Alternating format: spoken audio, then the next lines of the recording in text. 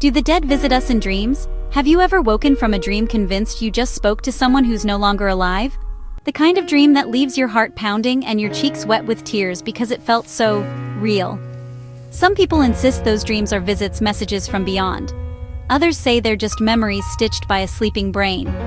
Today we're diving into the strange, tender world of bereavement dreams, those dreams where the dead come back for a moment. We'll explore personal stories that refuse to be shrugged off, the paranormal and psychological theories that try to explain them, and what modern neuroscience says about why these dreams feel so vivid. By the end, you might see those midnight visits differently, as comfort, as mystery, or as something in between.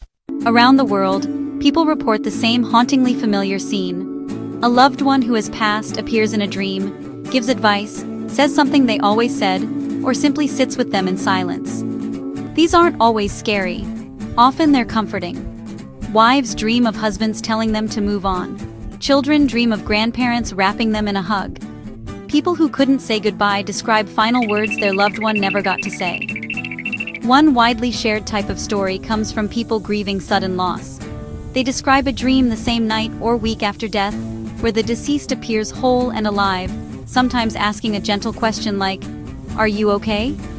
In other cases, the visit solves a practical problem. A parent appears to tell their child where they hid a keepsake, or a partner whispers the combination to a safe. These stories also show cultural patterns. In many societies, dreams are treated as legitimate channels of communication with the dead, a bridge rather than an illusion. Indigenous communities, folk traditions, and countless personal testimonies treat those nighttime visits as real meetings, not just brain noise. Whether you call them visitations, messages, or vivid memories, these dreams carry weight. They change how people grieve, forgive, or find closure. If we take these dreams seriously for a moment, why dreams? Paranormal and spiritual frameworks offer neat, resonant answers.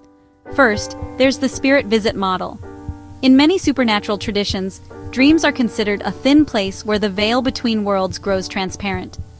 The dead, freed from physical constraints, can slip into our sleeping minds to deliver final words, comfort, or warnings. These visits are often purposeful to heal a wound, send reassurance, or pass on guidance. Then there's the psychological meaning model. Dreams are how our minds process big emotions, and grief is the largest of all. According to this view, the visitor is a symbolic presence, a memory woven from longing, guilt, or unresolved questions. The dream performs a function. It helps finish conversations, rehearses forgiveness, or lets you practice letting go. A third idea mixes the two, the archetypal or collective unconscious approach.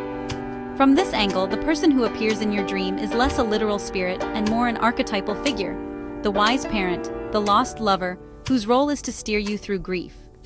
Their words may feel like them because your brain borrows their face to deliver a universal message you need to hear. Mainstream science won't say the dead visited you, but it does offer powerful explanations for why these dreams can feel like real encounters.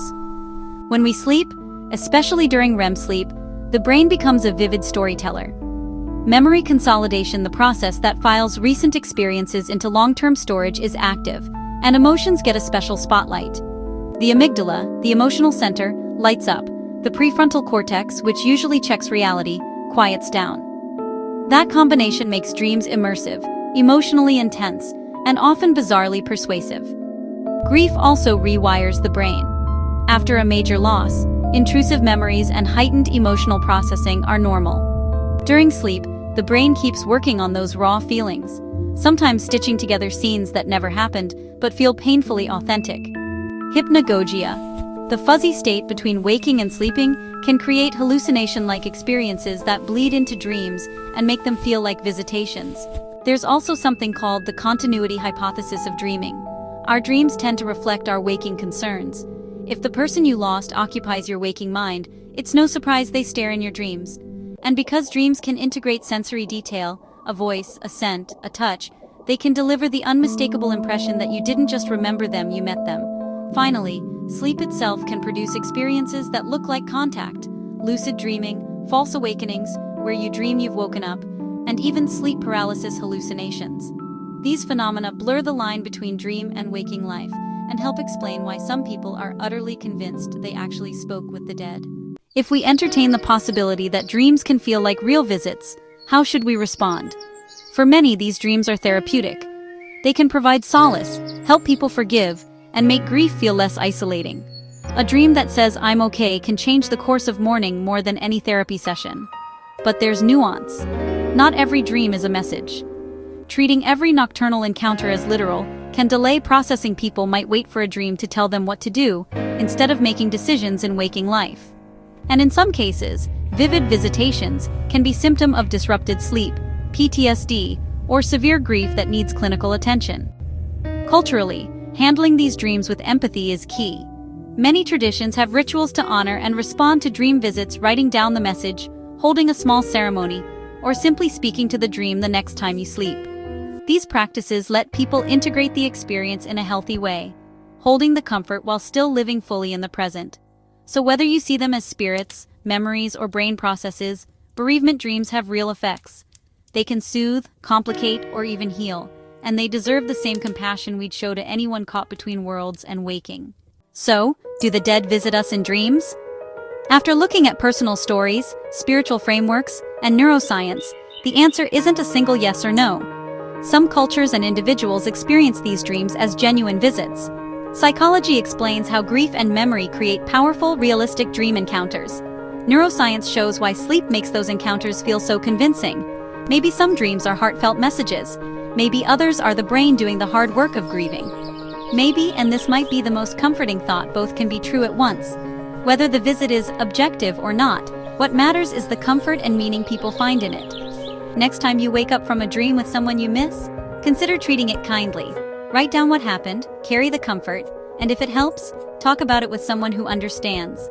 There's real power in making sense of what the night gives us. What about you? Have you ever had a dream where someone who's passed away visited you? Did it change how you felt about them or about yourself? Share your stories and thoughts in the comments.